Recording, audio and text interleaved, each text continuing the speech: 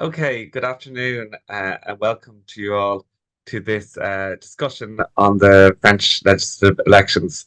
My name is Donald Hassett. I'm professor in the history department in Maynooth, and this event is hosted by the Maynooth University Social Sciences Institute. So I want to thank them for their support, and especially Anne Hamilton Black, who helped organise all the publicity and the tech for today's event and has trained us in on this new way of doing a webinar on Zoom. So we're very grateful to her. I'm delighted to be joined today for our discussion by two friends and colleagues, Dr. Elodie Fabre, who is lecturer in political science at Queen's University Belfast, and Émile Chaval, who is professor of history at Edinburgh University. Elodie has written extensively about political parties in France and the political phenomenon that is Macronisme, while Émile has published widely on contemporary French history and political culture. So the plan today is we're going to discuss a couple of key kind of contextual information about these elections, how they came about, what the system used for legislative elections in France is, what the constitutional role of the parliament is. Then we'll talk a little bit about how we ended up in this situation, and then we're going to open it up and have a broad discussion about the results from last night and what we think they will translate into next week and what that means for France, for Europe more broadly. So perhaps to start us off, I'll hand over to Elodie. So Elodie, you might just give us, that very challenging thing of a couple of minutes of trying to summarize what the role of the parliament is in the constitution and how these elections take place. So thank you, Elodie. Okay, thank you for the challenge. Yesterday we had the first round of French parliamentary elections. So the French parliament is elected using a two-round system. I'm going to start with this. And in the first round, you can have any number of candidates. And to reach the second round, you can win the first round if you get 50% plus one at least of the votes, and those 50% plus one represent at least 25% of registered voters. So here turnout matters because, for instance, in the last few elections, turnout in parliamentary elections was quite low, and therefore there were very few people getting elected in the first round. We had a lot more this time because turnout has been much higher. To qualify, if no one wins the first round, to qualify for the second round, unlike in presidential election where it's only the top two candidates, in parliamentary elections it's the top two candidates plus any candidate who received at least the votes that represent at least 12.5% of registered voters. So again, because participation in this election has been significantly higher than in previous election, we will potentially have a lot more what in France is called triangulaire, which means three-way contests in the second round. A lot of them will be Renaissance, for instance, Renaissance versus National Rally versus the New Popular Front. And so we were going to have a parliament elected in a week's time. And then because we are in a presidential system, the members of the government don't necessarily have to be members of parliament. The president appoints the prime minister, who appoints the government. And they don't actually need to have a sort of vote of support in favor of government at the very start, which is an issue that will probably come in when we discuss what happens next. So we've got directly elected president, directly elected assembly, and typically we have the same majority in both cases. Now we've got a minority government currently, but it's still governing on the same side as the president. Which has typically been the case, with a few exceptions, when we've had a president of a different political party from the parliamentary majority. So that's 3 minutes, Donald. Well, I think I would have managed to be that succinct. So that's really useful. So we have a clear understanding of how this system functions in France. I think the key things to remember are it's a two-round system, so quite just different from Ireland. It has a kind of an instinct in the first round. Traditionally, that was a bit proportional, so you could originally kind of vote a bit with your heart and then vote in your head in the second round. But now that you have a kind of a three block system in France, so you've got a block of the extreme right, a block of the center or Macron, and then a block on the left. You have this kind of pressure to form alliances, so everybody can get into the second round. So now I'm going to turn to Emile and ask you to be just as succinct in your explanation of how we ended up with these legislative elections in the middle of presidential term. They were not required by constitution to occur until 2027. So why are we where we are today? Yeah, thanks. I don't know if I'll be as efficient as Elodie. Historians have a reputation for talking too much. I mean, I think it's worth saying to start with that actually, historically, going back 150 years or more, French politics have been characterized by a high degree of volatility and instability. And what I mean by that is that, for instance, some of the key features of a political system, like political parties, tend to be quite weak in France, and they tend to change their names a lot, and the personnel move around and so on. So you may have noticed this. If any of you follow French politics, you will know that parties seem to change their names every few years, which is very different to, let's say, the UK or Germany, where you have often stable parties that have existed for decades, if not longer. And when the constitution of the Fifth Republic was written and put together in 1958, and the Fifth Republic is the constitutional settlement that still governs France. One of the things that Charles de Gaulle, who was leader of France at the time, wanted to do was to try and limit that volatility and limit that instability and create a stable political system. This was also in the context of the Algerian War, and therefore a major threat to the kind of integrity of the French state. So how did he set about creating this stability? Well, one thing that the Constitution of the Fifth Republic did was it created the directly elected president. And that was very important, and the French president is very powerful relative to other presidents in other presidential systems. But the other thing it did was create this two-round electoral system, right, where the French could sort of get all their anger and annoyance out in the first round and then make a sensible choice in the second round. Now, the thing is that to make a sensible choice, you have to have sensible parties to choose from. And so the Fifth Republic was built on the idea that there was essentially going to be a left bloc on one side and a right bloc on the other. And although there would be lots of different parties and personalities jostling for attention in the first round, in the second round, you, in the vast majority of cases, have a left-wing candidate and a right-wing candidate, and electors would be asked to choose which of those two they preferred. Now, what happened in 2017 was that Emmanuel Macron was elected, and Emmanuel Macron set out quite specifically, quite explicitly, to break this bipolar two-pole system. And I'm not calling it two parties, because the parties often change around, but there was a recognition that there was a left bloc, primarily grouped around the Socialist Party at the time, so the 80s, 90s, and 2000s. And on the right, there was one or two major center-right parties. And everybody understood that. Now, Macron set out to break that. And he won the presidential election. And then he created a party out of nowhere, which was to be his party. And that was a party that was essentially a group of people who supported Macron. That was the only reason for existing. There was no pre-existing party there. And that party then won the legislative elections in 2017 that immediately followed the presidential elections.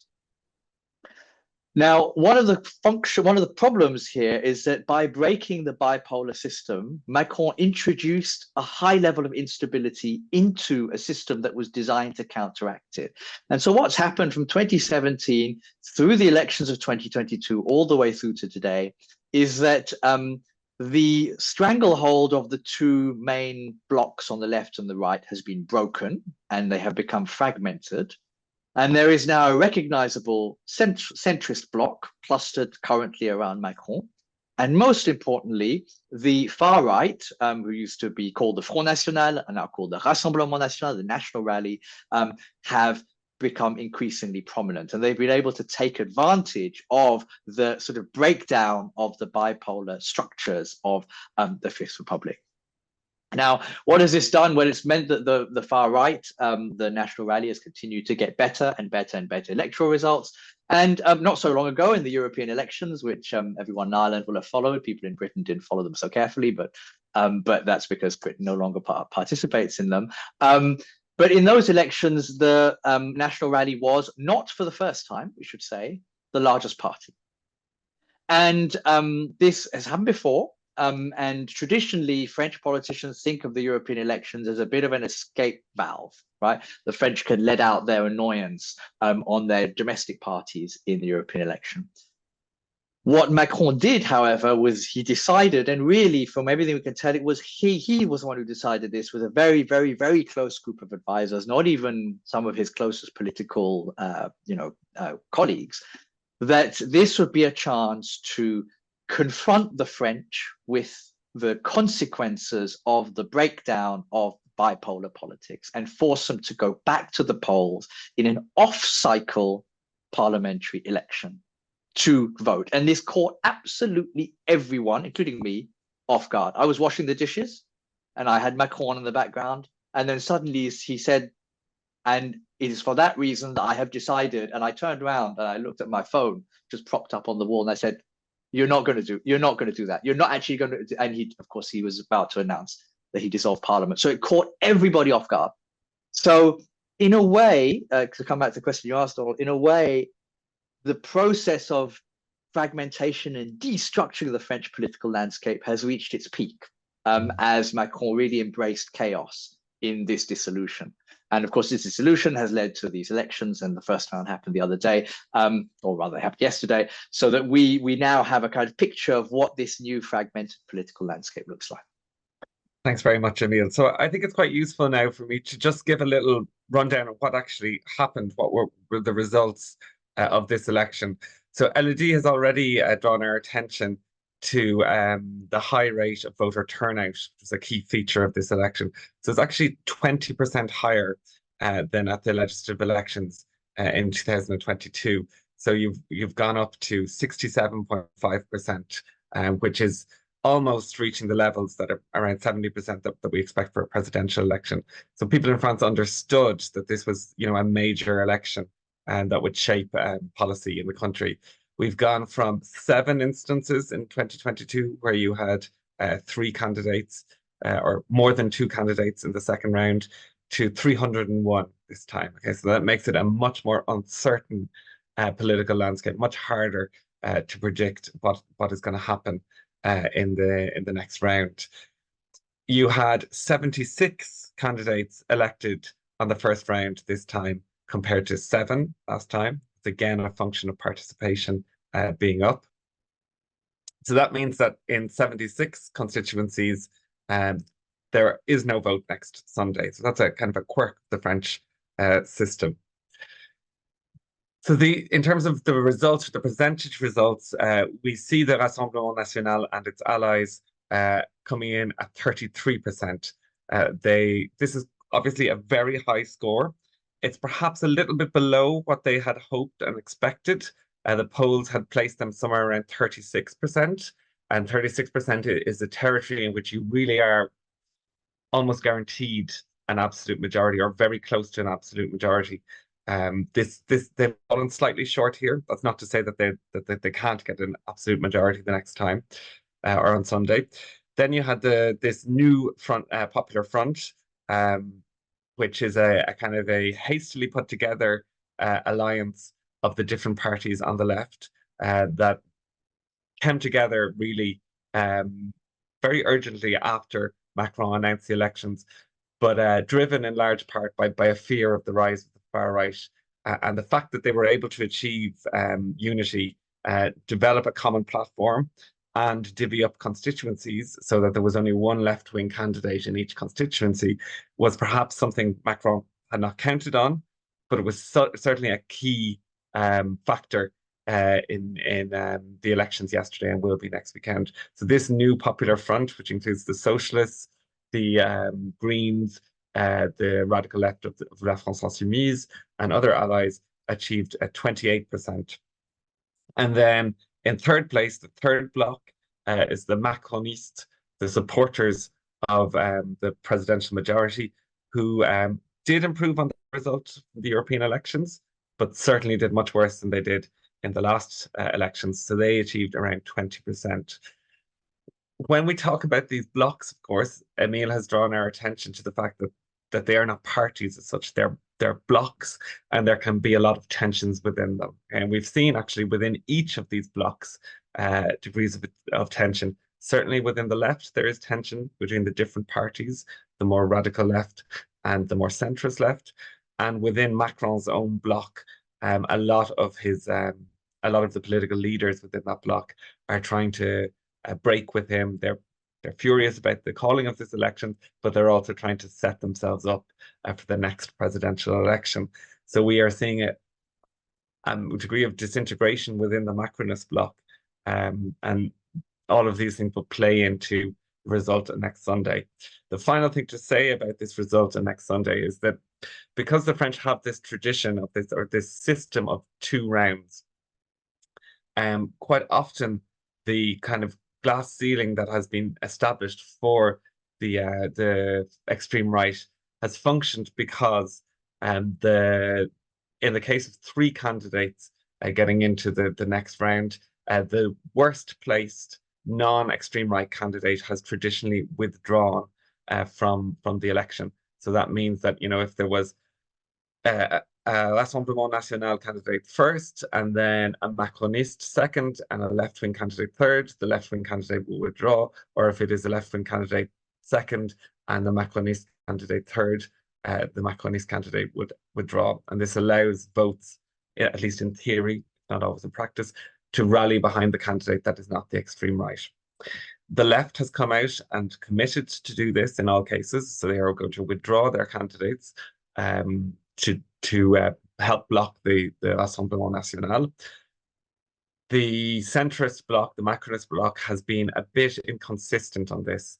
The Prime Minister, Gabriel Attal, has committed to this withdrawal of candidates, but we have seen numerous candidates say that they will not withdraw in favor of a candidate of the Left Alliance. So that will play an important role, and we might end up seeing, the Macronist camp gaining a couple more seats out of this refusal to withdraw, but at the price of perhaps compromising the struggle against the Rassemblement National. This indicates a kind of a growing or a kind of a gradual diminution that has been happening over time of this strategy, this unity behind blocking the extreme right, a strategy which in France is traditionally called the Republican Front. And part of this is attributed to the fact that the Macronist camp, or the centre camp, has campaigned, at least in this election, on arguing that part of the left is no longer in line with Republican values. And this has been a very controversial assertion, one that many on the left contest, and some even within the Macronist camp have contested. But that will play an important role in shaping what's to come next week. So I might just do a first little survey of Emile and Elodie as to what you think we might expect next Sunday. So I'll go to you, Elodie, first.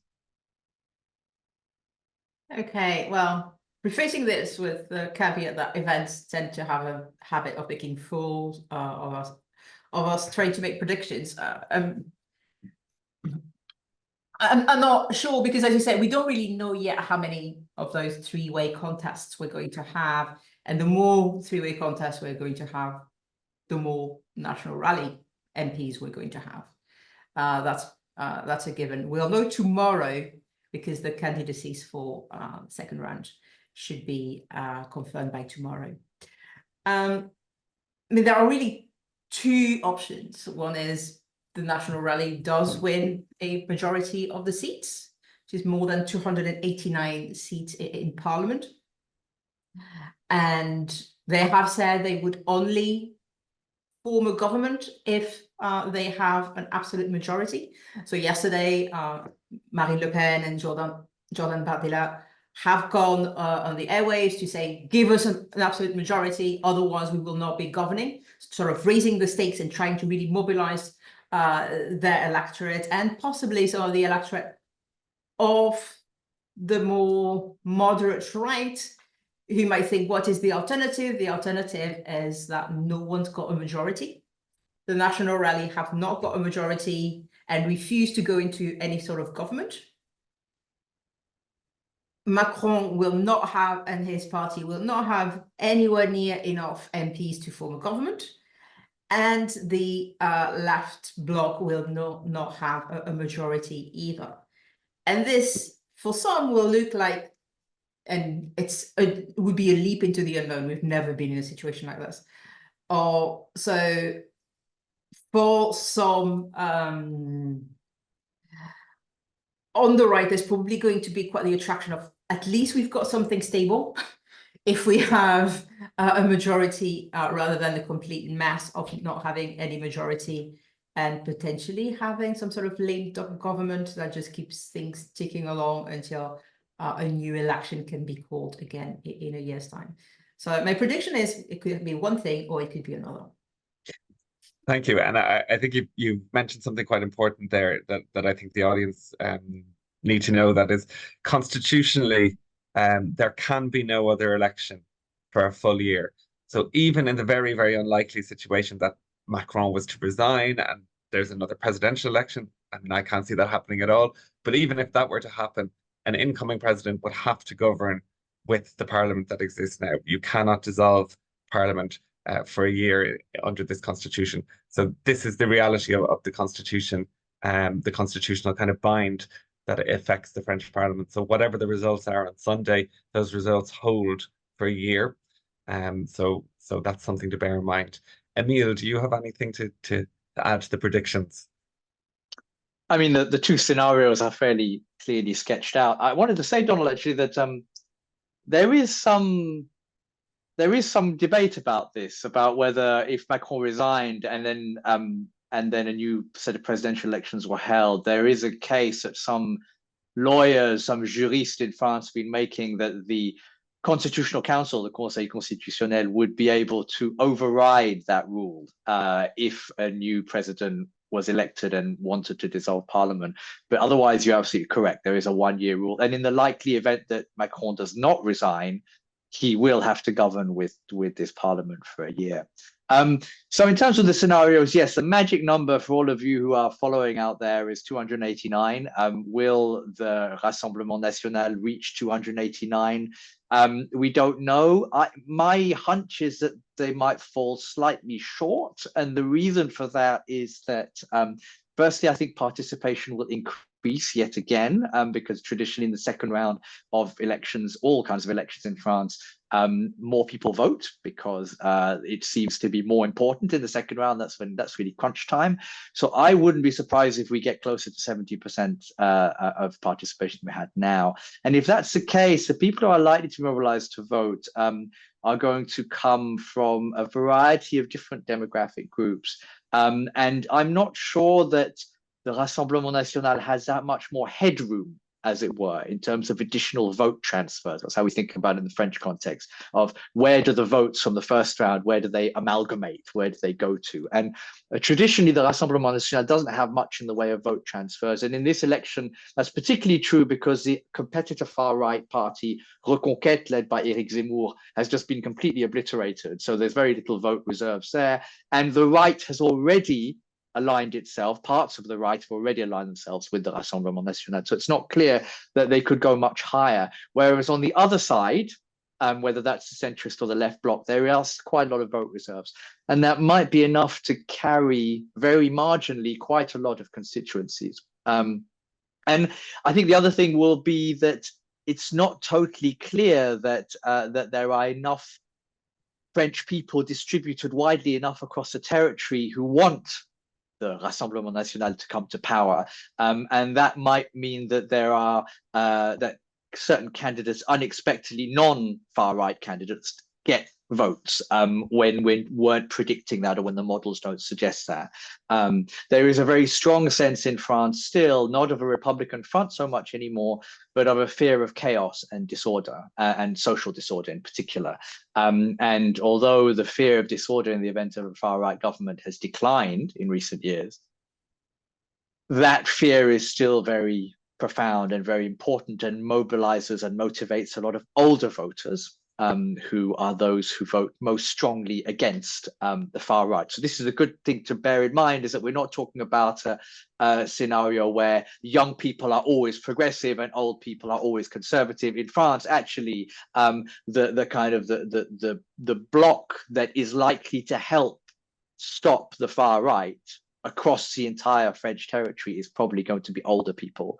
And that's where particularly Macron has gone looking for votes for his party and many of his party's candidates. It's not clear that he'll necessarily benefit in the final run, but those older voters are quite resistant to the far right.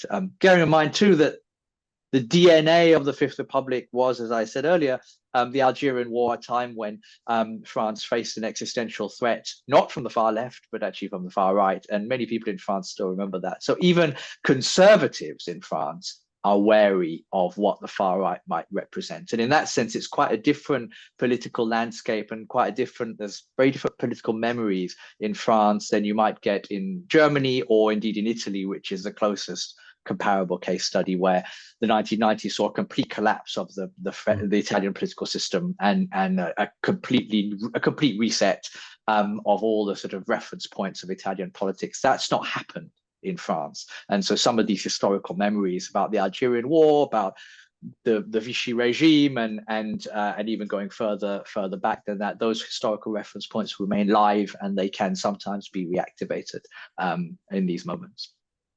Thanks, Emile. We'll come back to talk about what the Rassemblement National, the National Rally, represents now, to what extent it has changed from the Front National, how it has managed to, go from the Front National in its first election in 1970s, got less than 1%. Now we're looking at a party that's at 33%. But I think it's worth pausing here to just reflect a little bit about the electoral geography, the distribution of votes. So one of the things that is kind of hampering the Left Alliance, which is only, when you look at the polls, 5% behind the Rassemblement National, is the concentration of its votes in urban areas. And this has not always been the case with the left in France. The left had regions, particularly the regions that both of you are from, that part of France, the southwest of France, had a tradition of a radical support for the kind of the center-left parties. There were other regions of France, rural regions or industrial regions outside of the major cities, that were strongholds for the left. That seems to have ebbed to a certain extent, with the Rassemblement National gaining seats, particularly in the deindustrialized north, but also increasingly in the Mediterranean basin, which is a key area of kind of struggle at the moment, where the left has concentrated and grown and expanded its vote is in the major cities. So if you look at Paris, for example, the Rassemblement National remains completely just out of the game in Paris. In most of the other cities, it's very marginal. Exception would be Nice, of course, which has always been a very conservative city, and Marseille, which is a very socially divided city. But in the major kind of cities, you have candidates piling up votes. And this is a phenomenon that would be kind of familiar to anyone who has studied left politics across large parts of Europe. It was a phenomenon that happened in Britain as well with the Labour Party. So this divide between the urban and the rural vote has kind of hampered the left. Where the far right has succeeded is that it has got quite a spread of votes across France outside of the main urban areas, even getting into or breaking into regions that were traditionally very hostile to the far right. So the west of France would be a prime example. You even had, one of Marine Le Pen's kind of rising stars. Edwige Diaz re-election on the first round in the southwest of France, near Bordeaux, a territory that even 10 years ago was very hostile to the Rassemblement National. So we've seen a kind of a shift, and those electoral geographies play in favor of the Rassemblement National, meaning it's better able to convert, potentially better able to convert its votes into seats. Of course, the counter to that is that if candidates from the central or left bloc withdraw to reinforce the non-extreme right candidates in the second round, that might counterbalance this geographic advantage. So I mean, we really should now at this stage just stop and reflect a bit about this rise of the Rassemblement National. How has this party that was long considered, unfrequentable outside of the boundaries of Republican values, come to hold such an important position in French politics? It's a very complicated question, but one that I'd be really interested to hear both of your answers. So I might come to you first, Elodie. Hi, thank you. So, I mean, what we're really talking about here is what's been called in different ways the sort of de-demonization strategy of the party, which has led to sort of mainstreaming and the party looking less extreme than it appeared previously. This was already a tension in the party back in the 90s that led to some internal divisions between Le Pen père, so Jean-Marie Le Pen at the time, and the Maigret side, who wanted a bit more politics of respectability, whereas Jean-Marie Le Pen was much more about shocking and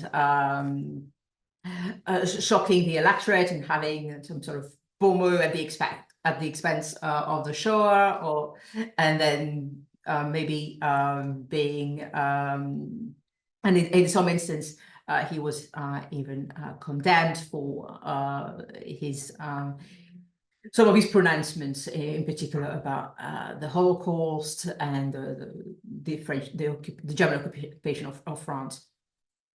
And so a lot of these positions and others on immigration, on people who contracted AIDS, etc., made them really extreme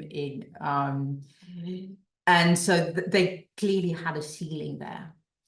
Once Marine Le Pen took over the party, she really started to try and make the party much more respectable. To a degree, much of the policies remain the same, but it's the rhetoric around it, the way to present themselves as a responsible party of government, that has changed.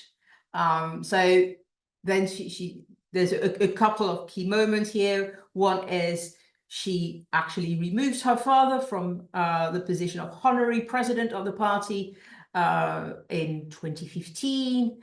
Again, he'd made some comment about the Holocaust that was beyond the pale. And so she really wanted to say, this is not us anymore, in terms of at least image. So that's been one plank of that success, has been that working on that image. The second plank of their success is what's been called the mainstreaming of the far right, of the extreme right in France. And some of that has come by having other people, other politicians, other parties adopting some of the themes, some of the rhetoric of the National Front and the National Rally on topics like immigration, the banlieue, and people who are not immigrants themselves, but descendants of immigration, the extent to which they're fully integrated into France, and the big issue in France around Islam, wearing the veil, and the issue of laïcité in the French sense, which has changed enormously because of the presence of Muslims in France. And so as more mainstream politicians have started to adopt similar language, similar themes, suddenly, why is it okay if, I don't know, Nicolas Sarkozy says something, but not okay if Marine Le Pen says something relatively similar? Therefore, that makes them look a lot more mainstream because their ideas are everywhere. And then there's another phenomenon that added to that mainstreaming more recently, and it's the role of the press, and in particular, is it Vincent Bolloré? I forgot what his first name is. Yes, Vincent Bolloré, who's a millionaire, maybe a billionaire, I'm not sure, who's been spending a lot of money in different aspects of French media. He's got CNews, that's one of those 24-hour news channels that really, I mean, they did Zemmour's campaign for him pretty much. They've been campaigning for that closeness between Les Républicains and the National Rally ahead of this election. And they're really mainstreaming all the talking points of the extreme right. And then he's also invested in newspapers, he's also invested in radio stations, etc., etc. And so that has contributed again to the mainstreaming, to the point that today Le Figaro is suggesting that really the best solution out of this mess is to have a national rally government in a week's time. Mm-hmm. Thank you. Yeah, I think that point about the press is something that for me has been a bit lost in the Anglophone coverage of these elections. The role of private media in France in electoral politics, which was also very important in the election of Macron in 2017, is I think really underpriced outside of France. I think a lot of people have an image of France as this, the state owns everything, so they probably own a lot of the media, but it's actually really not the case. And that Bolloré in particular is pushing in his editorial line fairly radical right-wing ideas, including great replacement conspiracy theories, etc., inviting on philosophers who have like Soral, with a history of anti-Semitism, etc. So that there has been a real mainstreaming of some of these ideas. Emile, would you have anything to add to that? Yeah, I mean, I think I agree broadly with what both of you have been talking about. The thing that I would perhaps do is flip the angle of analysis at this quite a top-down approach, but you could take a bottom-up approach and think a little bit about electoral sociology. And I think it's worth mentioning and reiterating, and it's something I do often with my own students, as well as when I'm harangued by the media, is that the French political classes and indeed French voters have known about the Front National, as it was then, the far right party, which is the precursor to today's Rassemblement National, for a very, very long time. And this is not a new phenomenon. It's not a post-2016, post-Trumpian phenomenon. It's not even a post-Cold War phenomenon. It goes back all the way to the early 1980s, when the FN, as they were then, had their first electoral breakthrough. And many people have forgotten that because of a late change to the electoral system in 1986 during the legislative elections in that year, 35 Front National MPs were elected to the French Parliament in 1986. And this was a tremendous shock to the entire political class, and so much of a shock that the electoral system was quickly changed back to the two-round electoral system that Elodie was talking about earlier on in 1988. And sure enough, the Front National went back to getting 0 seats. But what do we learn about that? Because we have a lot of information about this. What we learn is that actually the real breakthrough has happened in the last 10 years as the Rassemblement National has broken away from its traditional support base. So the two areas where the Front National had done very well were in the deindustrialized far north, particularly in the mining areas of the northeast, and in the south, in the area around the Rhône Valley, so Marseille, Avignon, that sort of area, for those of you who know that geography a bit. And actually, they were appealing to two slightly different constituencies in those places. In the north, they were appealing very clearly to a region hit heavily by deindustrialization, where the previously left-wing parties, especially the Communist Party, had been very well implanted. And these communities were hammered by deindustrialization. Many of these structures collapsed, including the strength of the Communist Party. And the Front National's quite authoritarian message appealed to many of these working class communities.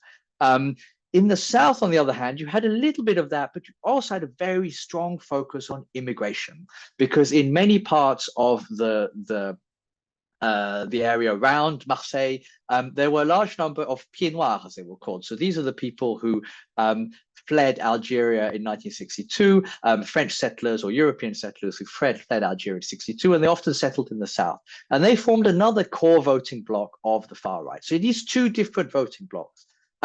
In between, the Front National was extremely weak. No presence at all in the west, no presence across central France, virtually no presence in any of the cities. But they did have these strongholds, and everybody knew about these strongholds. And in the 1980s and 1990s, various towns fell to the Front National, places like Avignon or Orange in the south of France. And there was a sense that this would be a kind of localized party of protest. And what happened is, up to about 10 years ago, so even before the destructuration of the political landscape I was talking about earlier on in relation to 2017 and Macron's presidency, the Front National, rebranded as the Rassemblement National and normalized in the way that Elodie was describing, began to break out of that and appeal to a much larger segment of what I call the French working class. And when I say working class, I don't mean the traditional industrial working class. What I mean is hardworking, employed French people who have low-paying jobs, right? Because if you look at where the Rassemblement National gets a lot of its electoral base from, it's from the demographic running from about 25 to 45, and of people who work one job or families with two jobs, poorly paid, often with children, often owning cars, struggling to make ends meet at the end of every month. And it's that particular group, which is now widespread across all of France, which has really attached itself to the Rassemblement National, which is a party that seeks to give them a voice. In the same way that in the 1950s, the Communist Party sought to give industrial workers a voice. This is a new kind of political configuration. And so in areas of large cities where you have a lot of young people, high rates of unemployment, the far left does quite well. But where you have these employed, hardworking families, those are the people who've really been taken in by a softened version of the Rassemblement National. And that's why, when you look at the electoral map now, you see across a whole swathe of central France and of eastern France, areas which traditionally were not bastions of the far right, but have become susceptible to the far right. It's because there are a lot of small towns, medium towns, and small settlements which have that kind of profile. A lot of hard-working families who own cars and work in poorly paid jobs. And these are the people who want lower taxation. These are the people who resent immigrants in an abstract way rather than in a very specific way, because they've seen a lot of them. And these are also people who resent environmental policies, which is a crucial part of what the Rassemblement National talks about now. It's anti-environmental policies. And so I think if we want to understand the success of the far right in France, we have to look at this kind of really changed electoral sociology and how these new groups who are real sociological groups in France, have found an electoral voice through the Rassemblement National, as well as, of course, its traditional heartlands. And as we saw in the election yesterday in the Northeast, for example, that's essentially become a far-right fiefdom, where all sorts of candidates are being elected in the first round. So those are sorted out. There's no problem there. It's the other areas where there's been a real transformation. Mm-hmm. I mean, and to illustrate your point there, the leader of the Communist Party lost his seat in the first round to a candidate of the Rassemblement National. But I suppose when we look at the Rassemblement National, there still remains a degree of tension between those old traditional electorates and how they are fused into the broader politics of this new electoral sociology. So we have seen this in this rush by Jordan Bardella, this prospective candidate who we should probably talk a little bit more about, this 28-year-old who is risen through the ranks of the party very quickly, He's from Saint-Saint-Denis, which is the suburbs of Paris, kind of an area that's held up as a specter in the media of the horror of multiculturalism and criminality and unemployment. And he is seen as this respectable, the ideal son-in-law is often how he's described, which is ironic because, of course, he is going out with Marine Le Pen's niece. So, reminder that this party has always been a family enterprise.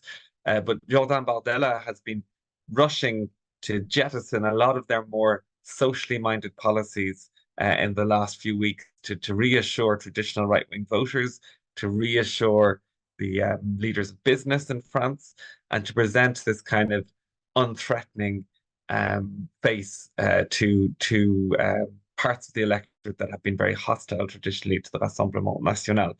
So if there is a major fault line, I think within the Rassemblement National that might in the future pose problems for them, it is this tension between their socially minded electorate and their quite right-wing economic policies. However, the way the election is evolving and the way the rhetoric around the election has evolved has allowed them to concentrate, on presenting that respectable face to one side and then sticking to their old classics, which are, of course, xenophobia and kind of anti-immigrant sentiment. And on that point, I think it is important to give people an idea of what a Rassemblement National government might look like. So we've had a few indications during this election of the kinds of policies they want to push. So they've made a central plank of their policy is this idea that people with dual nationalities should be forbidden from major jobs of state. What exactly those jobs are remains very contested. We had a candidate from the Rassemblement National who I see is almost re-elected in the first round and will certainly be back next in the second round, stating during the week that the former Minister for Education, Najat Vallaud-Belkacem, should never have been a minister because she is a dual national Moroccan French, and it was that dual nationality, that questionable loyalty, that led her to introduce extended Arabic classes in schools, which is inaccurate. That's not what she did. But that gives you kind of a flavor what lurks under the surface. Marine Le Pen's program in the 2022 elections advocated what was called national priority, and that is a priority for French people in social services. And it even suggested that the Rassemblement National would evict foreign families from social housing, which would have actually led to the eviction of 550,000 families. I don't think that they would be able to pursue those policies. I don't think that is where their priority lies. But we can see that within their program, as Elodie has said, beyond this kind of remaking of their image and their sanitization of their image, there still lurks quite a strong anti-immigration, but also xenophobic program. And in that program, who exactly is counted as an immigrant is very vague. So are people who become French citizens, are people who are born in France of immigrant origin, are they immigrants or are they French people? And there's a deliberate kind of ambiguity in the Rassemblement National's policies around those questions. But when we talk about this prospect of a Rassemblement National government, I think it's really important to try and work out, well, actually, what does a government of one party under this system that is different from the party of the president, what can they actually do? It's a big question the constitutional lawyers in France debate all the time. But what are the powers of the president in a circumstance where the prime minister is of a different party, and what are the powers of the prime minister? So, Elodie, I might ask you to tackle this question of cohabitation and the different powers that might be exercised. Okay, so again, there are some areas where it's not entirely clear cut, I think. But roughly, it is the government that drives policy. And in a situation of cohabitation, so for instance, when Jacques Chirac called a snap election as well in 1997, and then a left-wing coalition came, and therefore Lionel Jospin was prime minister. The policies of that era are policies that introduce, for instance, the 35-hour week. Well, you know, which was like one of the really big policies of the time, and the president had nothing could do nothing to prevent it, for instance, even though he probably disliked it. So in terms of internal policy, there's not a huge lot the president can do. The president has a veto power, but it cannot be used probably too often. I mean, past presidents, though, that Mitterrand had periods of cohabitation as well, as did Chirac, did not overuse that power at all. And so the president tends to represent, in those situations, France internationally. But even so, in a European context, you know, you've got the Council of Ministers, and it will be ministers, government ministers, attending those meetings. And the council meetings only would be with the president. So the role of the president ends up being very much of a ceremonial one, which might speak more to our Irish participants here. And there's not that much the president can do in this situation.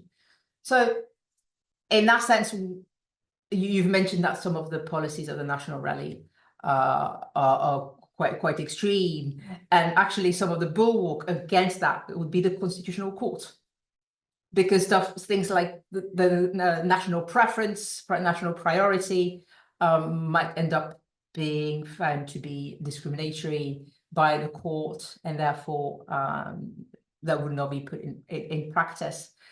Just like last year, Parliament passed a bill on immigration that had some articles that were then taken away by the Constitutional Court because they were not deemed constitutional.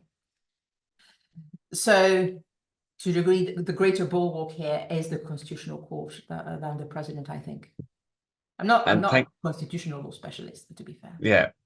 And I think, you know, the Rassemblement National is already planning how to get around this. So, for example, Marine Le Pen is claiming that she is saying she wants to wait until she's elected president, and then she will have the power to call a referendum to change the constitution about immigration, so she can kind of bypass the Constitutional Court. But of course, there are even limits to that, because for a referendum to be called, the text of the referendum needs to be passed by both houses, and they don't have a majority in the Senate. And if that text is not voted in the Senate, that's the end of it. Yes, so there are still bulwarks. I forgot about the Senate, but yes, the Senate is still there as well, where there is mostly a right-wing majority, but absolutely not. More centre-right, yeah. Emile, can you see any other obstacles to the policy platform of the Rassemblement National if they were to be elected to there are some, I think, although, Elodie, I think you're absolutely right that there are quite a lot of checks and balances built into the French system. The French president still has quite a lot of coercion power within the system. Traditionally, that coercion power is usually exercised over the head of a prime minister from the same party. And famously, as you know, in France, prime ministers are appointed by the president, and therefore they can be unappointed. And this happens all the time when Macron has been through several different prime ministers, and this happens regularly. It's one of the ways in which a president tries to rejig their image is by using the prime minister as the lightning rod. And in fact, traditionally in France, being prime minister is essentially the sort of death wish. That's a position that nobody ever wants to be in, because it means that you'll become the lightning rod for unhappy French people, and they won't want to vote for you if you do try and go for president later. So, but the other thing that's worth mentioning is after 1997, Jospin had to deal with the kind of threat of dissolution over his head. Because once a 1-year period is over, the president can dissolve parliament again, and doesn't really need to give any meaningful grounds on which to do that. And so I mean, I wonder, this is very speculative, but I wonder if we might not be back here in a year's time having the same conversation, because the thing is, what Macron has done is, in a way, he's breached certain conventions, the way things are done, by calling these elections. He did that. He decided to take the European elections seriously, which nobody normally does. So that's the first convention he broke. Then he decided to dissolve parliament off cycle, when specifically after the experience of the cohabitation of Chirac and Jospin, the French political elites decided to align the presidency and the parliamentary elections so that they'd be the same length of time, 5 years each. So that cohabitation basically didn't happen. So he's sort of broken a lot of rules. And I think once rules are broken, it's easier to break them again. So it may well be that if there isn't a governing majority, and particularly if the Rassemblement National actually do decide not to accept to form a government in the event they don't have an absolute majority, Macron can use exactly the same arguments as he did a few weeks ago and say, France is ungovernable, we need to call new elections. And this would really, I think this would cause a kind of institutional destabilization, because the French electorate are not used to this, which could have very unpredictable consequences. But I think that might be the main break, in a way, on coming back to your question, Donald, about what might limit the RN's power if they do actually form the government, is that there's quite a lot of uncertainty about how this actually works, and about whether their time in office might be really quite limited. So there are a lot of question marks there in my mind. Thanks, Emil. So I suggest we might go a little bit over, if both of you are okay for that, because I want to encourage participants to put some questions in the question and answer box. We have a couple of questions come in already from Shane. So one is about, is there any discussion in France about how France will be perceived abroad? The worst case scenario was happen. I mean, I have seen a lot of discussion about Italy in the more right-wing media, pointing to the fact that Giorgia Meloni has managed to inveigle herself into European politics in quite an effective way, and that the kind of cordon sanitaire that existed around far-right regimes in Europe was perhaps applied to Orban, has not really extended to Giorgia Meloni. So there has been some of that discussion in the right-wing media, but certainly in other parts of the media, people are pointing to the fact that, for example, one of the founders of the Front National was a former member of the Waffen-SS, as the party, when it was originally founded, was, run by a ragtag bunch of Nazi sympathizers and collaborationists. And what will this mean for France's image? Particularly, what will it mean for France's image during the Olympic Games, which are scheduled to come this summer? How will all of that function? So there has been quite an intense debate about that. I'm quite skeptical that those debates ever influence how voters vote in this type of election. We haven't really had much time to discuss, actually, the other two blocks. What future lies in store for them. I think we have seen really the implosion of the Macronist bloc and the complete erosion of his authority over the parties. So Edouard Philippe, who was his first prime minister, traditionally from the centre-right party, the mayor of Le Havre, the port city in Normandy, he has essentially fully broken with Macron, in the sense that he has said that Macron was extremely reckless to call this election, and that he is going to plough his own furrow from now on and prepare essentially a candidacy for the next set of elections. Gabriel Attal, who is the prime minister, has said, President Macron chose me to be prime minister going into these elections. He said, I would like the French people to choose me now to be prime ministers. Obviously, they haven't done that, but in saying that, he was also marking a kind of a rupture or a break with Emmanuel Macron. So the future of this bloc, which perhaps has managed to maintain itself electorally a bit better than might have been evident a week or two ago, still present in parts of the country. What is the future for that bloc? That remains very much into the air. The Left Alliance as well. Will that stand the test of time?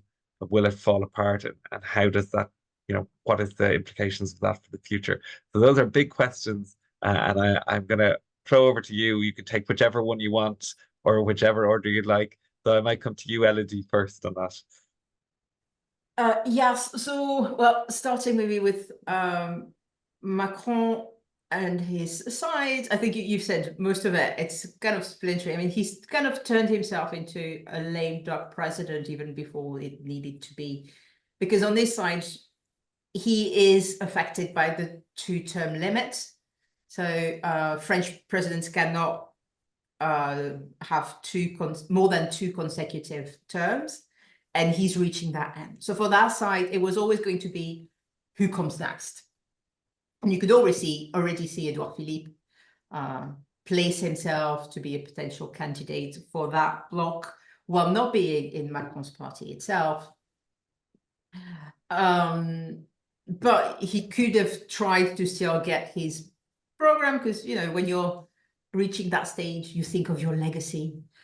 When you're a president, and he could have tried to still get some things done, even though he's not getting everything he would want to, because Renaissance and its allies only had 246 seats, but still they managed to limp along and get some reforms done that he would have supported. Whereas with this, he's definitely, obviously he was hoping to get another go.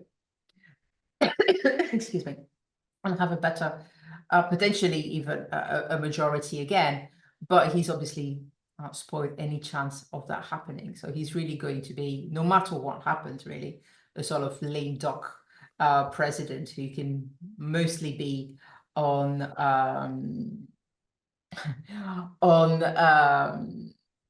the international stage and have that sort of representative role, but his political influence is pretty much spent right now. And his side have really tried to tell him to shut up during the campaign, really, in the nicest possible way. They have tried to tell him to shut up, but he hasn't managed to do that. He made political addresses. He wrote a letter that was published in the regional press. He's made a very weird podcast. He just couldn't shut up. And to a degree, the left are having the same problem with Jean-Luc Mélenchon, who's the head of La France Insoumise, but is a very divisive figure. And therefore, even within his party, a lot of people would have preferred it if he toned it down a bit and let other people put themselves forward, because that party has really become the lightning rod in this bloc for all the criticism from the other sides, whether it's Renaissance or Les Républicains or even the far right. It has all been attacking LFI because they're a party they're pretty much the only party in France that's not seeing Muslims as a potential threat, to simplify quite a lot. And also they actually do pretty well in parts of France where there's a lot of people who are naturalized French or whose parents came and are French by birth. And so they have become a real lightning rod, also because during the European Parliament election, Mélenchon and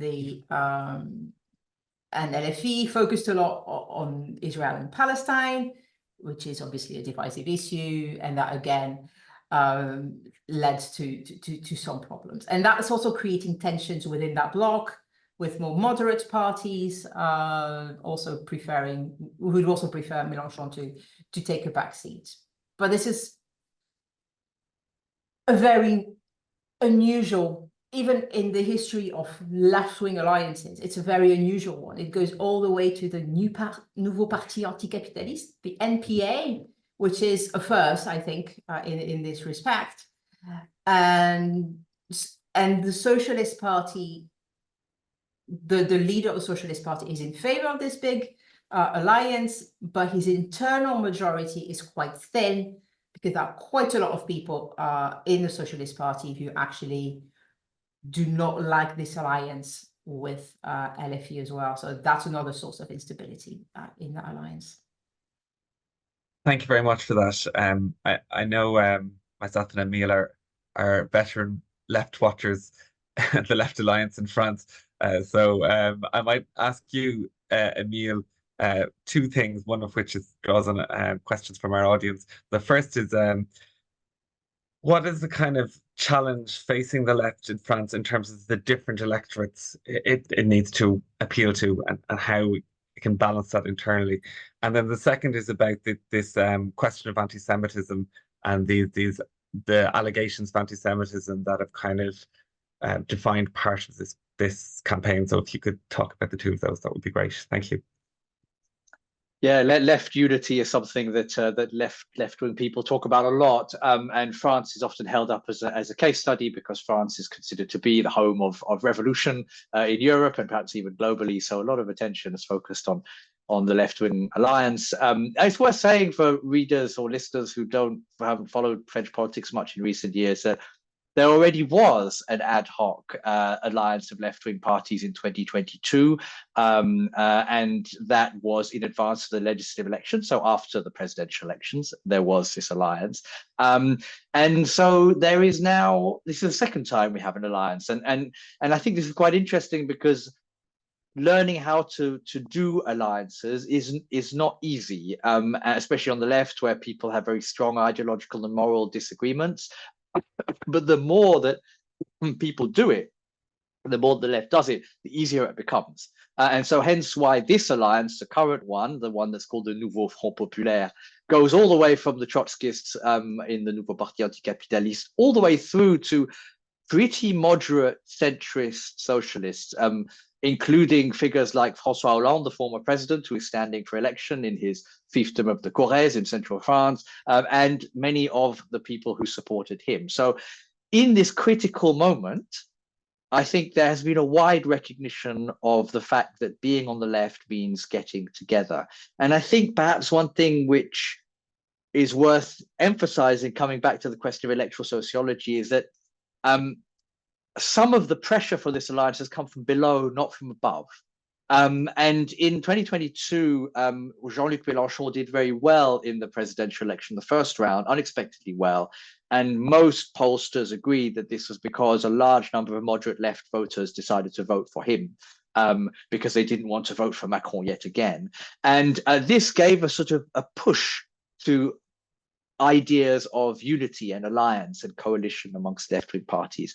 And I think this is very important because in the 1970s, when the Socialist Party was built, the Socialist Party itself was built out of very different kinds of left-wing groups, ranging from the kind of traditional barons of rural socialism in France, all the way through to young activists who had come out of the struggles against empire and 1968, the protests of 1968. And all these people were brought into this broad church that was called the Socialist Party that sort of lumbered along for many decades, securing a lot of electoral success on the way. Mitterrand's presidency, François Hollande's presidency, long periods in government and in parliament, a lot of success at local level, a lot of municipal governments.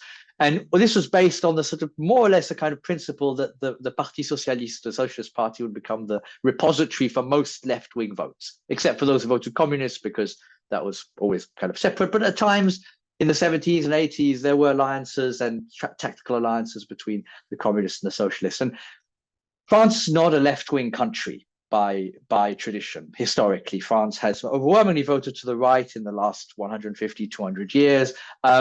So there is those on the left in France know that the only way to secure any kind of electoral presence is by unifying themselves. And I suspect that what we're going to see with the end of the Macron era in the next few years is some kind of realignment amongst the center left, as some of those politicians and voters who voted for Macron feed back and drift back into the center left. And this, assuming that divisive figures like Jean-Luc Mélenchon agree to step back to some extent, there might be the emergence of a new, larger party, which will be perhaps not as wide as the Nouveau Front Populaire, but might be potential electoral vote winner.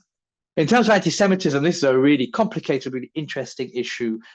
It's made all the more ironic by the fact that the Rassemblement National, Front National as it was then, were the anti-Semitic party par excellence. That is what they were born out of the grand French tradition of anti-Semitism, which goes back long into the 19th century and beyond. And they were widely seen as being the vehicles for anti-Semitism in French society. Hence, Jean-Marie Le Pen's comments about the Holocaust being a detail of history and so on. And I think what's happened is that there has been a domestic in France and global reappropriation of the term anti-Semitism to attack the left. And it's particularly effective attacking the left because it allows the right to attack the left on moral grounds and to attack the left on their own terms. That is, the left says, we are anti-racist, and the right can say, well, you say you're anti-racist, but actually, aren't you anti-Semitic? So it's quite effective, both in distracting away from the constitutive anti-Semitism of the far right, and as a way of hitting the left where it hurts, as it were. Right? It's a bit like the discussions we've seen in France over recent decades over secularism, which traditionally was something that the left was very attached to. The French left was secular, it was anti-clerical, it was opposed to the power of the Catholic Church, organized religion. But now it turns out that parties like the Rassemblement National tell people we are the guarantors of secularism. The left is no longer secular. And so attacking the left at its weakest point is a very effective strategy. And I think the far right learnt from the debate around secularism, they could win that debate. And so they're trying to do the same thing with anti-Semitism by delegitimizing the left on its own terms. And of course, that fits in then with a wider global realignment where certainly the state of Israel has sought allies for its own definition of anti-Semitism, and increasingly those allies are far-right parties, and that's true in North America, and it's true in Europe. So you have a geopolitical context as well, which I think is radicalizing this. And I see there was one question about how anti-Semitism might actually play out, and amongst the middle classes in particular in France. And I think that, yes, it does serve to some extent as a block on people aligning with La France Insoumise and the radical left and Jean-Luc Mélenchon. But actually, I don't see it as any more of a block than some of the older fears of, let's say, the Communist Party in the 1980s, which also acted as a very strong block on the French middle class. And they were unwilling to vote for the Socialist Party because they thought that if they did, it would allow the Communist Party to gain power. And in the 1980s, still in the midst of the Cold War, this was a major barrier. So perhaps anti-Semitism, in a sense, has replaced anti-communism as one of those key rhetorical devices that the right can use to separate themselves from the left. I mean, it's so notable the extent to which the Communist Party has now completely been integrated into this Republican arc, and you have Macronist people saying, oh, well, I definitely vote for a very respectable Communist Party member because my problem is with La France Insoumise. So I think that's interesting in this evolution of policy. I want to come back, and I'm going to try and address the question that Carl has answered here about the kind of economic policies that the RN might adapt. And I think that's a useful bridge for us to talk about something we haven't really spoken much about, which is this alliance that the Rassemblement National has built with a small part of the old mainstream Gaullist right. So the president, we had this kind of, for members of the audience from Ireland, this kind of Gubu style situation where the president of the Les Républicains, which is the old Gaullist party, decided off his own bat to build an alliance with the Rassemblement National, and he just announced it without telling anybody else in his party. And this led to different parts of the party fighting it out online. So one faction had their Twitter account and one faction had their Facebook account, and they were flagging each other off on it. They were fighting it out in the courts. And they were even fighting it out in the headquarters of the building of the party. So he had his keys and he went in, he barricaded himself into his office, etc. So it's all been a bit farcical. But what it has marked is this alignment of the Rassemblement National, especially under the figure of Jordan Bardella, who has always been more attuned to a kind of a more classically right-wing economic policy compared to Marine Le Pen, who presents herself as, more socially minded. More Marine Le Pen is elected in the old deindustrialized North. That was her kind of what they called social Marinism. Was this way to bring in working class voters. Under Bardella, we have seen this alignment economically with the old right wing, which is why we have also seen the party court, and quite successfully, members of the business elites, and which is possibly why, as Carol mentions in his question, the stock market in France went up this morning. It does not seem that alarmed by the potential of Rassemblement National. One thing that may happen if the Rassemblement National come to government is that they don't really have a huge network of kind of skilled administrators, people, because they have not ruled any regions of France, and they have never been in government, that they would plan to kind of invite in conservative figures who can align with their agenda, and perhaps leave those figures to run things like the economy, so they can focus on the issues that they have always cared most about, which are related to immigration and law and order. So personally, I don't see the Rassemblement National pursuing a kind of an economic policy that breaks with the orthodoxy. It is notable, however, and this is important, that unlike Giorgia Meloni's party, Fratelli d'Italia, in Italy, the Rassemblement National has never been in government. It has not run on a clearly, openly liberal, like right-wing economic policy platform, like the Fratelli d'Italia since the 1980s. Really, it's abandoned that kind of policy platform. And it does have a very different electoral coalition. Fratelli d'Italia initially relies a lot on the kind of the small business owner, the stay-at-home wife, that is the kind of the bulwark of the economy in northern Italy. In France, the sociology, which Emile has spoken about, of the Rassemblement National electorate is different. So I do think that poses a real challenge to the Rassemblement National in electoral policy. So I think we're almost done with time. So I might just hand over to both of you for some closing thoughts, and then we'll wrap this up. So Elodie. Okay, some closing thoughts. Yeah. I mean, as we've been saying, we've no idea what happens tomorrow. Oh, sorry, next week. And that could lead to a real period of instability, but also sort of realignments of a lot of voters on many issues. To go back to some of the points that you've made a bit, you two have made a bit earlier. Last night, I don't watch a lot of French TV, but last night we were watching France 2 and the coverage of election night. And a term that kept coming a lot, which goes back to some of the things that Emile was saying earlier, was a lot of the candidates, in particular on the right, were talking about was ruralité.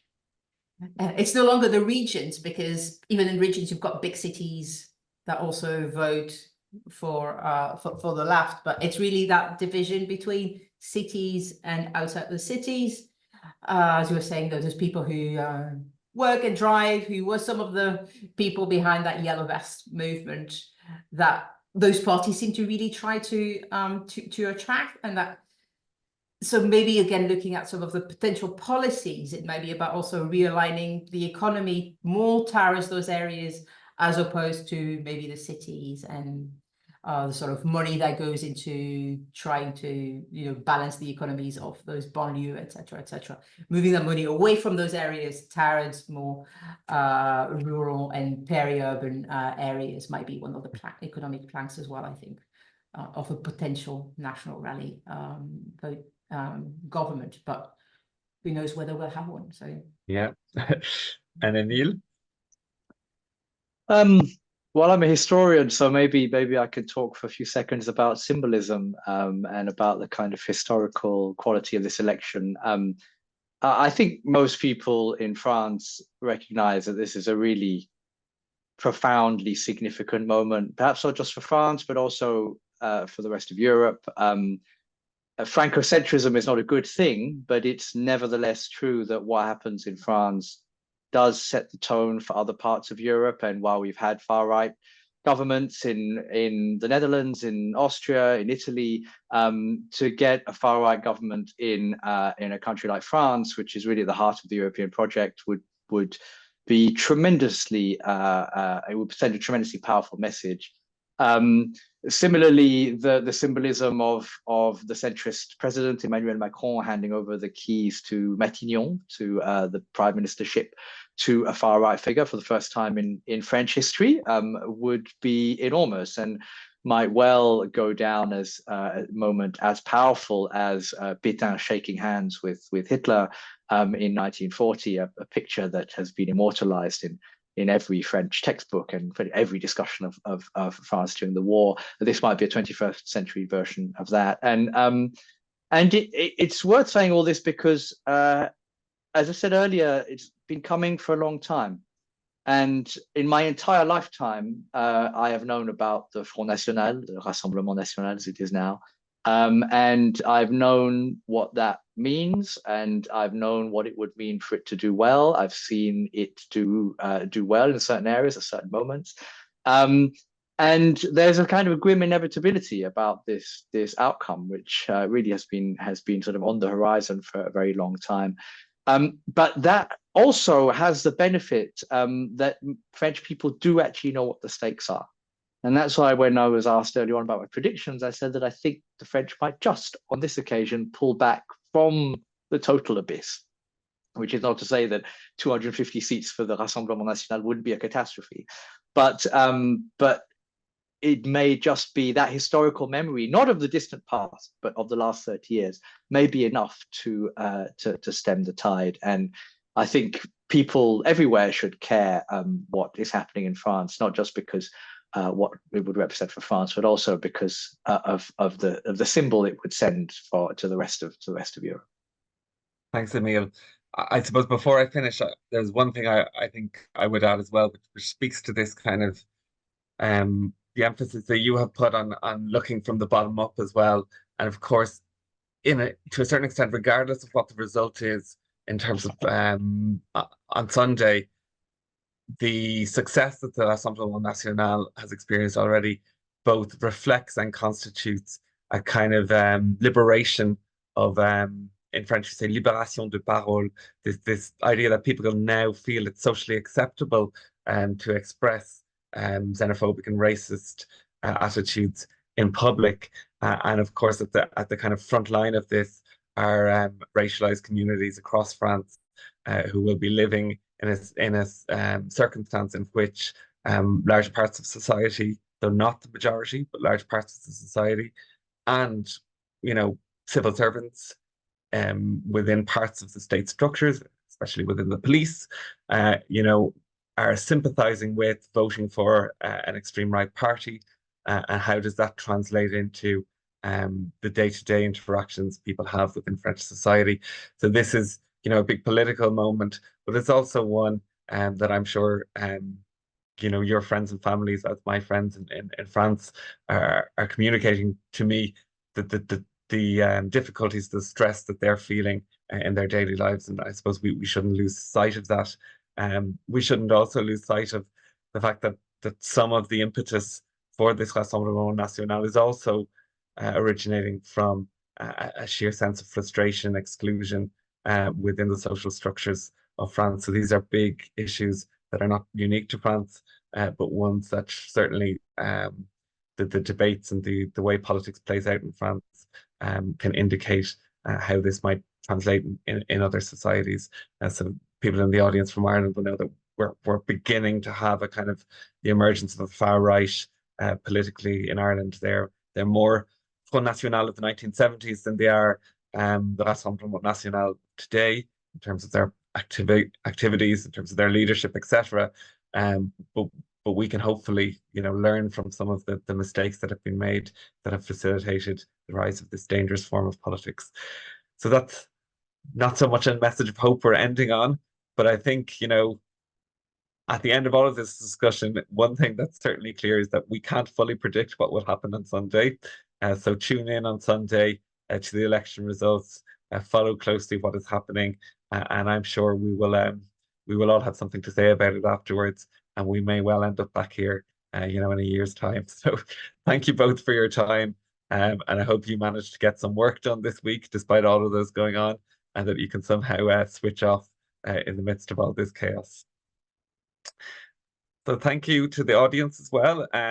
Please do keep an eye out for other events from the MUSI, from Maynooth University of Social Sciences Institute. They run a lot of in-person and online events, and it's a really fantastic program. So do keep an eye out for that. Thank you all for coming, and please stay tuned to all the French news. Thank you. I invite Elodie and Emile to just go into the backstage room for a little debrief before we go, if that's okay. Thanks everyone for joining us. Thank you. Okay, thanks. Goodbye.